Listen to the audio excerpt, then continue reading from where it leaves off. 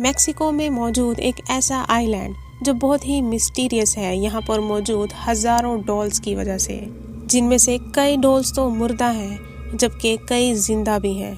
آخر ان ڈولز کے پیچھے کیا مسٹری ہے؟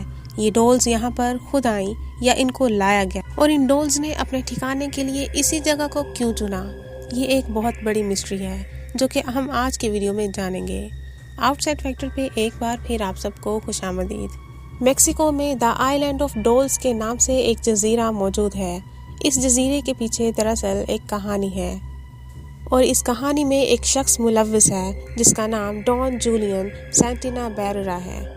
دراصل یہ جگہ ایک آئی لینڈ نہیں بلکہ ایک کنال یا باغیچہ ہے، اور یہ شخص اس باغیچے کی حفاظت کرتا تھا۔ 1950 کی بات ہے، جب یہ شخص اپنی معمول کی دیکھ بھال میں مصروف تھا، تبھی اچانک اس نے وہاں پر ایک پوائنٹ پر ایک چھوٹی لڑکی کی لاش دیکھی، جسے دیکھ کر وہ کافی گھبرا گیا، لیکن کیونکہ وہ تنہا تھا تو اسی کو اس لاش کے بارے میں کوئی نہ کوئی بندوبست کرنا تھا۔ بالآخر اس نے اس لاش کو اٹھایا اور اس کو صحیح جگہ منتقل کرنے کا سوچا، لیکن یہاں پر ہوا یہ کہ جب اس نے اس لاش کو اٹھایا، اس کے ساتھ ایک ڈول بھی پائی۔ اس نے اس ڈول کو اس بچی کی لاش سے علیحدہ کرنے کی کوشش کی، لیکن وہ لاش اور وہ گڑیا ایک دوسرے سے کسی طور پر بھی علیحدہ نہیں ہو پائے۔ اب اس کے پیچھے کیا وجہ تھی، یہ کوئی بھی نہیں جانتا۔ اس شخص کی زندگی کا یہی وہ حادثہ تھا جو اس کے لیے ناسور بن گیا۔ جب اس نے یہ لاش ٹھکانے لگائی، اسی رات سے اس کو عجیب و غریب تجربات ہونا شروع ہو گئے۔ کبھی اس کو عجیب و غریب آوازیں سنائی دیتی تو کبھی چیخنے کی آوازیں سنائی دیتی۔ یہاں آپ کو ایک بات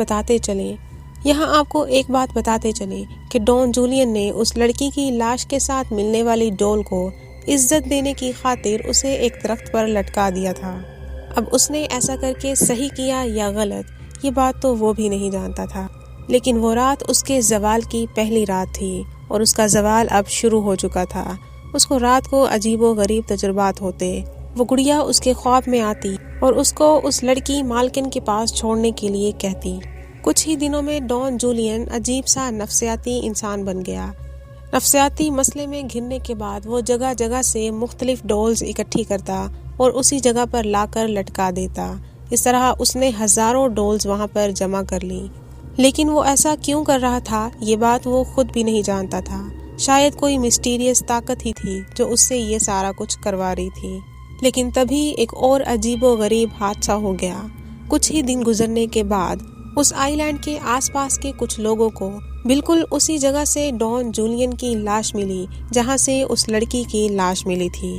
اس کی موت کیسے ہوئی، کب ہوئی، اس بات کے بارے میں کوئی بھی پتہ نہ لگا سکا، لیکن یہ شخص بھی اس ڈول کی طرح ایک بہت بڑی مسٹری بن کے رہ گیا ہے۔ آخر ایسی کون سی پیرانارمل ایکٹیویٹی ہوئی تھی جو کہ اس ڈول کی شکل میں اس آئی لینڈ پر رہ گئی؟ اکثر اوقات یہ کہا جاتا ہے کہ لوگوں کی روحیں ڈولز میں آ جاتی ہیں۔ آخر ایسا کیوں ہوتا ہے، یا کیا یہ سچ بھی ہے یا نہیں؟